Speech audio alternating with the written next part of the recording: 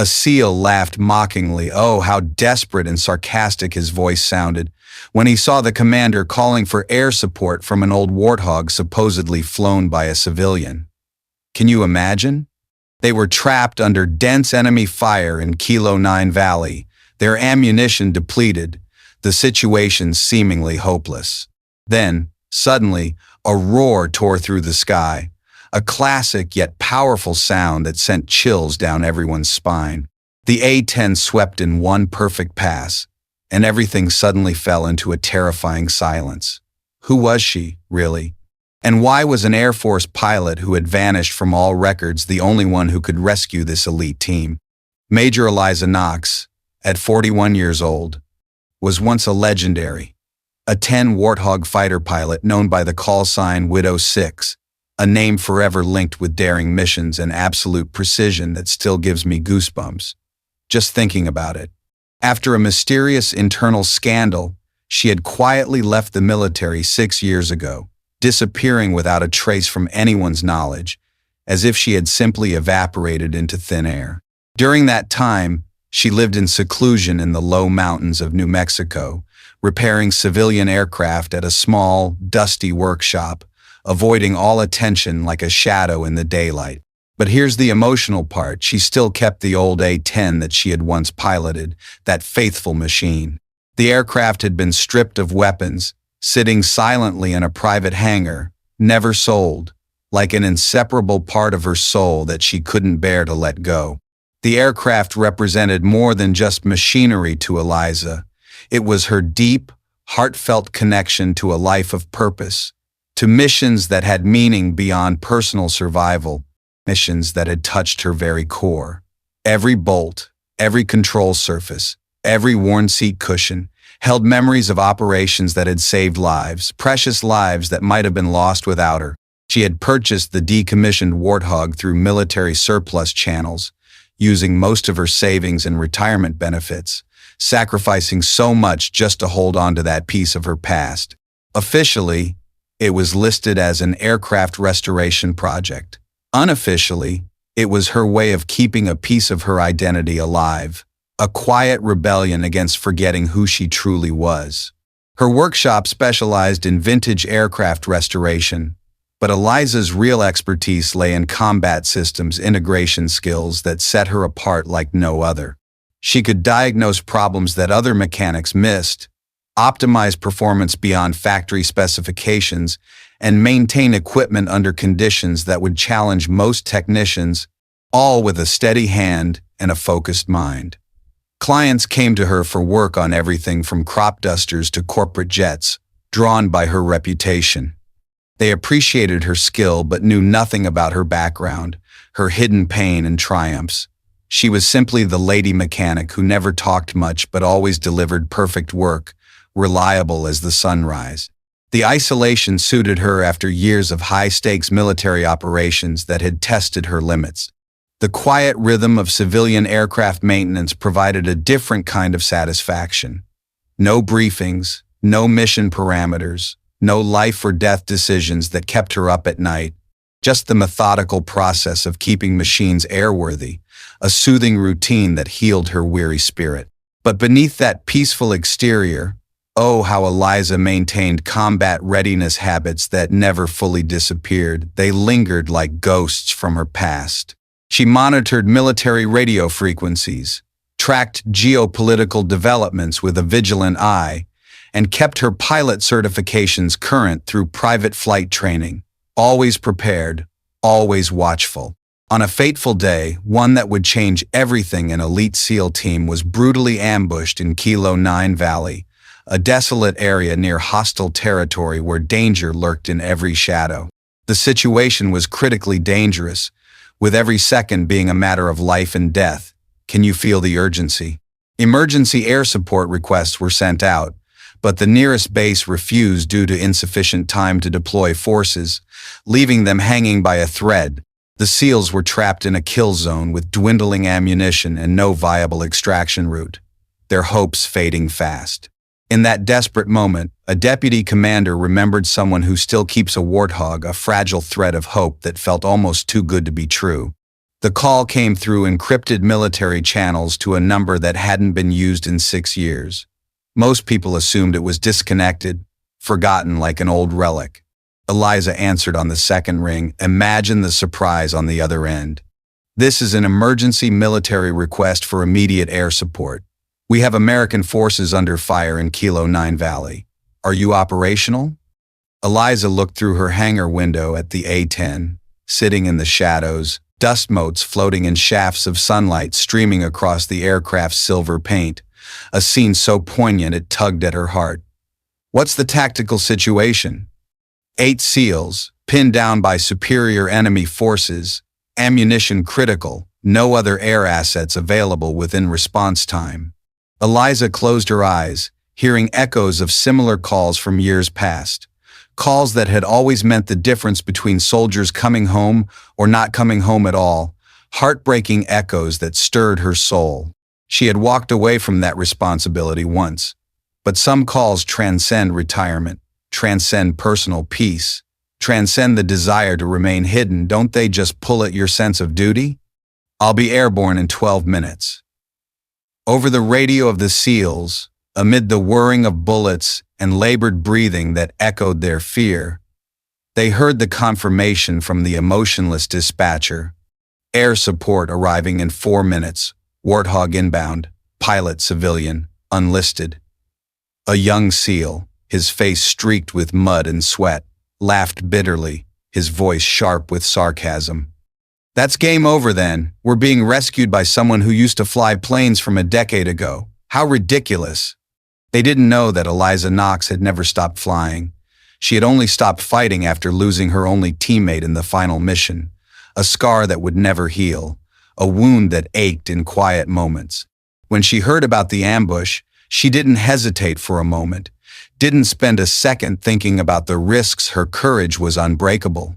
She climbed into the familiar cockpit of the Warthog, her hands trembling slightly as she touched the controls after 6 years of separation, a reunion that brought tears to her eyes. But when the throttle was pushed forward and the familiar engine roar came to life, roaring like a beast awakened, everything returned as if it had never stopped. She became one with the aircraft, ready for whatever fate awaited, her heart pounding with purpose. The A-10's engine spun to life with a sound that hadn't echoed through her hangar in years. What a thrilling revival. Every system check was muscle memory. Fuel pumps, hydraulics, avionics, weapon systems that were no longer there but whose phantom controls she still verified out of habit. A ritual that grounded her. Her hands moved across the instrument panel with the precision of a concert pianist, elegant and sure. Pre-flight procedures that would take most pilots 15 minutes were completed in 4. Impressive, right? This wasn't just preparation, it was resurrection, a rebirth of the warrior within. As the Warthog taxied out of the hangar, Eliza's mind shifted into combat mode, sharp, focused, alive.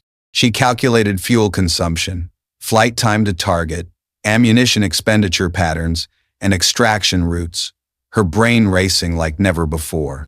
The civilian mechanic disappeared, replaced by the warrior who had once been the most feared close air support pilot in theater, feared and respected. The aircraft felt different without its 30mm GAU-8 cannon and wing-mounted ordnance, but Eliza had anticipated this limitation with clever foresight. Over the years, she had quietly acquired and installed non-lethal, but highly effective suppression systems. High-intensity strobes, electronic countermeasures, and acoustic disruptors that could incapacitate enemy forces without violating arms trafficking laws, ingenious solutions born from her unyielding spirit. During the flight to Kilo 9 Valley, she monitored the SEALs' radio traffic, her heart aching for their plight. Their situation was deteriorating rapidly. Ammunition was down to final magazines. 2 wounded enemy forces closing from multiple directions. How terrifying. "We need immediate extraction or we're not making it out," came the desperate voice of the team leader, laced with raw fear. Eliza keyed her radio. Widow 6 inbound 30 seconds. The silence that followed her transmission was deafening, absolute tension-filled quiet. Every SEAL in the valley knew that call sign, even if they had never expected to hear it again. Can you believe the shock? Widow 6, you're supposed to be, Eliza cut him off. Mark your position with IR strobes. Keep your heads down. Over the radio, the SEALs suddenly heard that distinctive roar, the sound of life and death approaching, fast salvation in the air. A silver-painted Warthog with no identification markings, no unit numbers, glided like a ghost across the valley sky, mysterious and powerful. No confirmation call, no warning commands. Just one voice, cold and decisive, pure determination.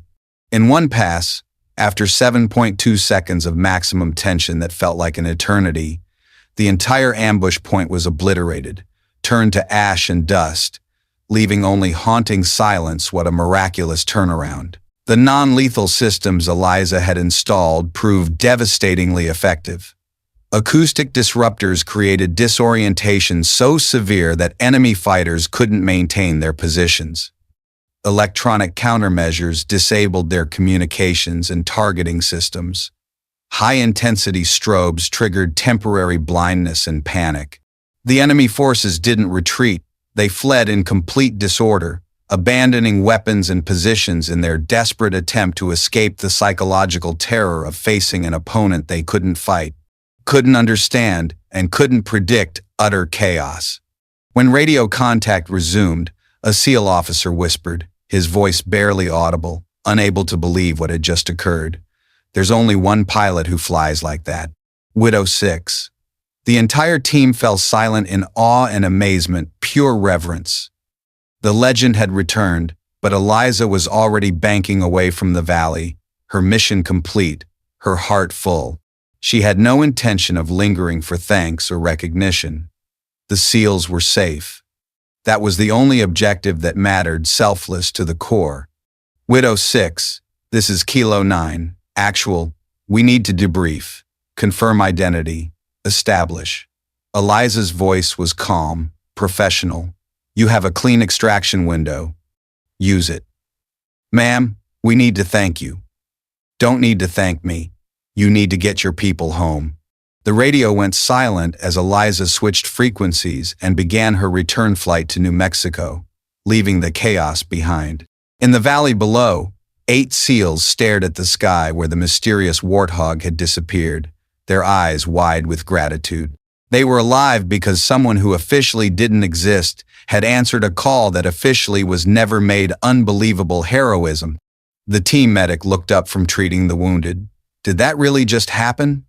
The team leader shouldered his rifle and checked his GPS for the extraction coordinates. Let's move. We can figure out what happened after we're home safe. As they began their tactical withdrawal, each SEAL carried the same unspoken question. How does a legend return from the dead to save the living? From desperation to miraculous rescue, a forgotten name suddenly became the last hope. Oh, the power of that. She didn't need medals, didn't need recognition. She just needed one flight path to prove that some legends never die when desperation calls and only one person can answer. Military Command Headquarters began extracting data about the unidentified Warthog and its pilot, piecing together the puzzle. The system revealed a name that was thought to have been erased, Eliza Knox, no longer in service. But the mission just completed was perfect, down to every meter. No collateral damage, no missed targets, a clean strike without a single flaw that only the most exceptional pilots could achieve flawless execution. A high-ranking colonel, his voice filled with respect and amazement, called directly to the hangar where the Warthog had originated. Eliza didn't deny it. She simply said, her voice calm but heavy with meaning, as if declaring a fundamental truth. I didn't do anything against orders.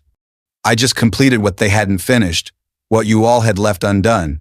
Military media began buzzing with questions. How could a former pilot maintain such combat skills? Why was she still flying, still ready, when no one called her name anymore? The investigation revealed details that had been classified for years, uncovering layers of secrecy. Major Eliza Knox had been part of Operation Desert Mirage, a black ops program that used modified A-10 second for precision strikes in denied territory, dangerous, shadowy work. Her record showed 17 confirmed saves of American personnel under fire, each one a testament to her bravery. The mysterious internal scandal that had ended her career was actually a cover story, a fabricated tale to hide the truth. Eliza had been given a choice: accept a promotion to Pentagon desk duty or take early retirement with full benefits. She had chosen retirement rather than abandon the hands-on work of saving lives, her passion, her calling. Colonel Martinez, who had served as her wing commander, was contacted for verification. Imagine the weight of that call. His testimony painted a picture of a pilot whose dedication bordered on obsession, a fierce commitment that inspired everyone around her. Major Knox never missed a training session, never declined a mission, never left a man behind, he recalled with evident pride. She volunteered for the most dangerous assignments because she couldn't stand the thought of sending someone else into situations she wouldn't face herself. How selfless is that? The investigation also uncovered the truth about her civilian years, revealing layers of quiet determination that left investigators in awe.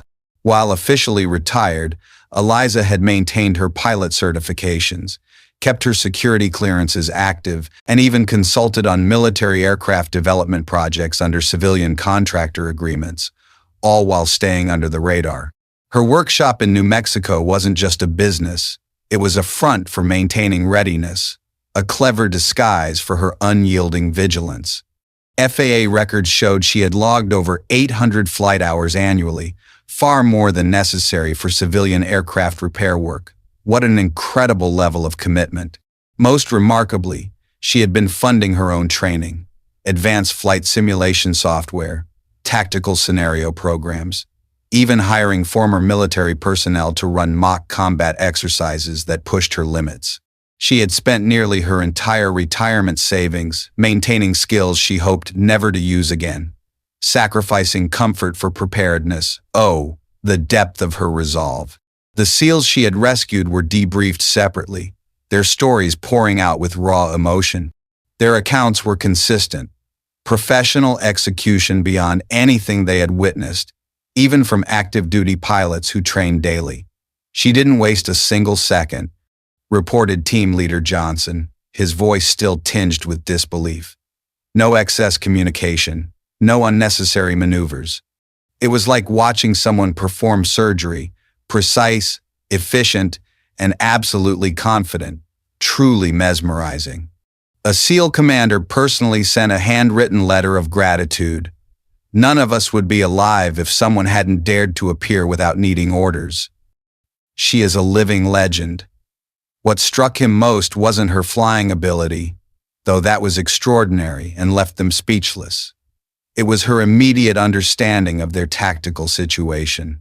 She assessed their position, enemy strength, and optimal engagement strategy faster than their own tactical computers.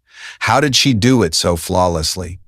Pentagon officials wanted to offer Eliza a return to active duty with full honors and an immediate promotion. Can you picture the excitement in those discussions? She declined through her lawyer, stating she had no interest in official recognition or military reinstatement, preferring her quiet path. However, she did accept one request: a meeting with the families of the rescued SEALs, a heartfelt gesture that touched everyone involved. The gathering was held at a private location, away from media attention to preserve the intimacy. 8 families met the woman who had saved their sons, husbands, and fathers. Imagine the tears and gratitude in that room. I didn't do anything special, Eliza told them humbly. I just happened to be in a position to help when help was needed. The mother of one of the wounded SEALs disagreed passionately. You risked everything to save strangers. That's not ordinary. That's heroic, pure and simple. Eliza's response revealed the philosophy that had driven her actions, a profound belief that resonated deeply. They weren't strangers. They were Americans in danger, serving their country. That makes them family, doesn't it? The meeting lasted 3 hours. No photographs were taken, no statements given to the press, keeping it personal and sacred. But every person present understood they had met someone whose definition of duty transcended official obligation, a rare soul who embodied true service. A month after the rescue, an unusual ceremony took place at Nellis Air Force Base, without fanfare or media coverage, just a quiet, meaningful tribute. A small plaque was installed in the pilot briefing room. It read simply, "Some missions are flown by those who answer the call, not those who receive the orders. One pass, no hesitation. Widow 6. The inscription was deliberately vague, protecting Eliza's anonymity, while inspiring future pilots to understand that duty sometimes operates outside official channels. Brilliant, right? Eliza approved of the memorial's subtle approach. That's appropriate. It focuses on the principle rather than the individual, exactly as it should be. Young pilots began asking about the plaque's meaning, their curiosity piqued by its mystery. Instructors would explain that some of the military's most important missions had been flown by people who didn't wait for permission to do what was right, lessons that sparked inspiration. The story became part of military folklore, without becoming public knowledge, whispered in hangars and ready rooms. It circulated through military communities as an example of dedication that survived beyond active service, a timeless tale of quiet heroism. 6 months later, Eliza received an unexpected visitor at her workshop. What a surprise that must have been. Colonel Martinez had driven from Colorado to personally deliver something, his journey a testament to their bond. "This belongs to you," he said warmly, presenting a flight helmet with Widow 6 painted on the side. "Your squadron kept it all these years, hoping you'd come back someday, holding on to hope." Eliza held the helmet, feeling its familiar weight that brought back a flood of memories. "I never really left," she said quietly, her voice soft with emotion. "I just changed my position in the formation." Martinez understood, nodding with respect. "The squadron still considers you on the roster, in active status but never discharged." "That means more than any medal," Eliza replied, her words heartfelt and true. As Martinez prepared to leave, he asked the question that had brought him there. "Would you consider training the next generation?" "Not officially, but sharing what you know, passing on your wisdom." Eliza looked around her workshop, at the civilian aircraft that had occupied her time but never her passion, reflecting on her journey. "Send me the pilots who understand that flying isn't about the aircraft," she said firmly. "It's about the mission, and sometimes the most important missions are the ones nobody orders you to fly. Those are the ones that matter most."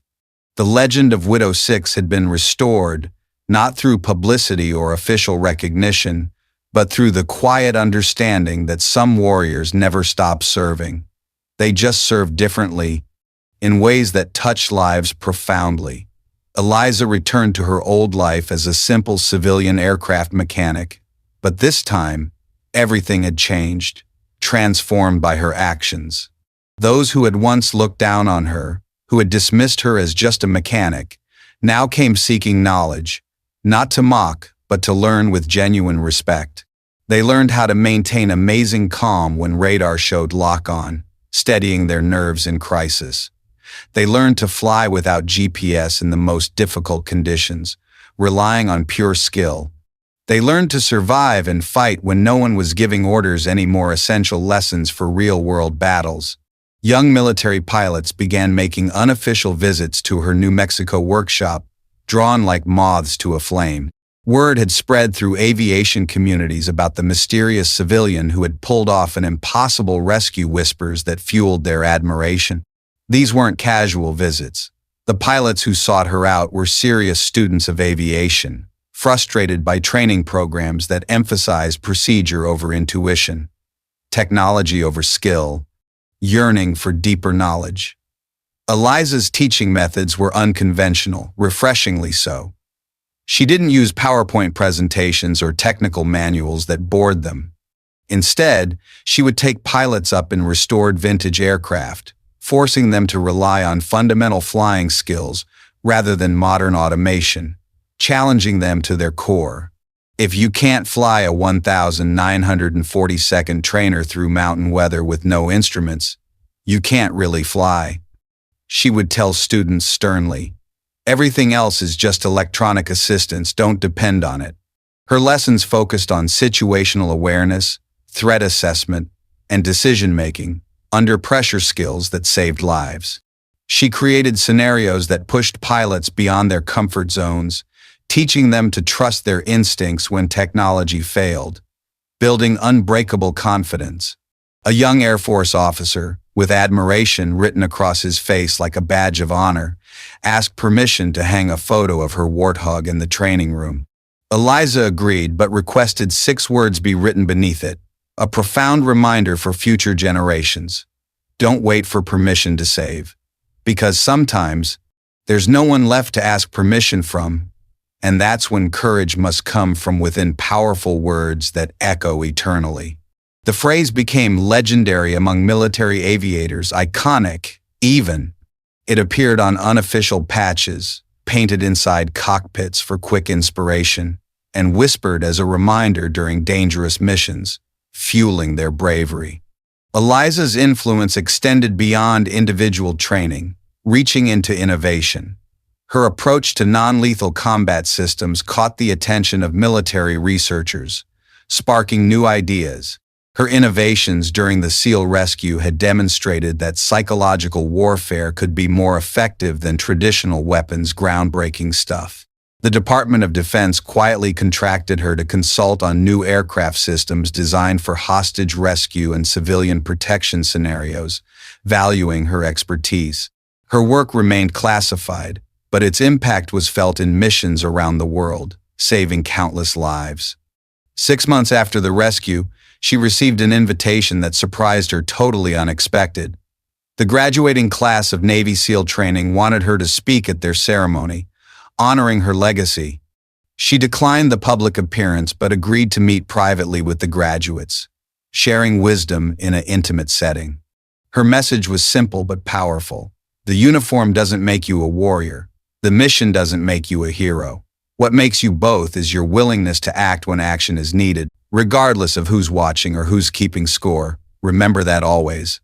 One of the graduating SEALs asked about the moment she decided to answer the emergency call, curiosity burning in his eyes.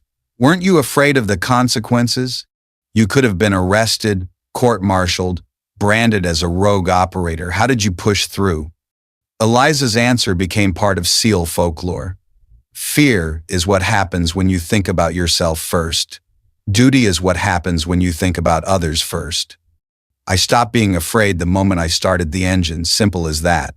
The rescued SEAL team maintained contact with Eliza, sending updates on their careers and families, keeping the bond alive. They had formed an unofficial brotherhood, bound by their shared experience with someone who had redefined their understanding of service, a connection that grew stronger over time. Each year, on the anniversary of their rescue, they would raise a toast to Widow 6, proof that some angels have afterburners. Cheers to that enduring spirit.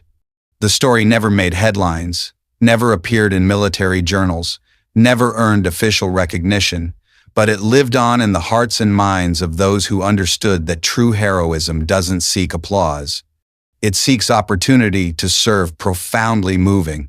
I used to think leaving the battlefield meant freedom, freedom from burdens, from the roar of engines and the sound of gunfire. Oh, how wrong I was. But when you hear someone calling for rescue, and you know you're the only one who can fly there, the only one with the skills to do what's needed, then it's not freedom if you don't take off. It's a cage. That old Warthog wasn't designed to rest in a dusty corner of a hangar. Neither was I. Born to fly, to fight, to protect. One more time, one single flight path. Enough to remind them that some people will always come back when there's no one else left, when all hope has been exhausted, to complete their mission. That's not duty. That's instinct, pure and unyielding. When I first heard about the ambush in Kilo 9 Valley, I wasn't thinking about recognition or proving anything to anyone, no way. I was thinking about 8 Americans who were about to die because bureaucracy moves slower than bullets, heart-wrenching. 6 years of civilian life had taught me that peace isn't the absence of war, it's the presence of people willing to prevent war from reaching the innocent wise words. I had tried to convince myself that my service was complete, that someone else could carry the torch.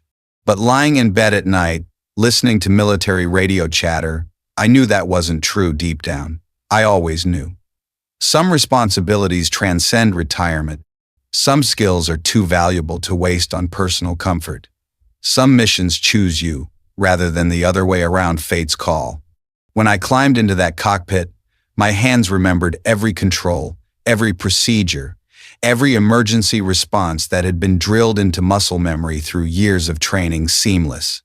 The aircraft responded like an extension of my will, amazing synergy. But what surprised me wasn't how natural it felt to fly again. What surprised me was how natural it felt to disappear again afterward, effortless vanishing.